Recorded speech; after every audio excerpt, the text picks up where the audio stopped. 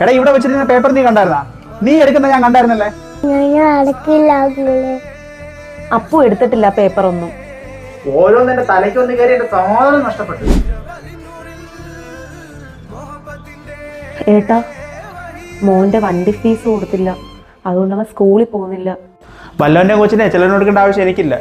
അതൊക്കെ അവന്റെ അച്ഛൻ്റെ അടുത്ത് നീ പറ. ഹലോ, പറയടി.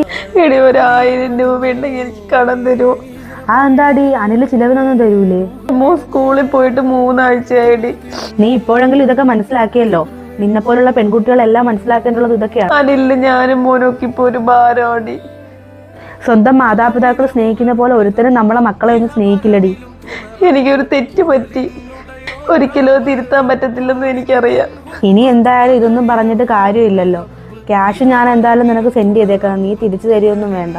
ഫോണിൽ പോകണ്ടേ അമ്മേ?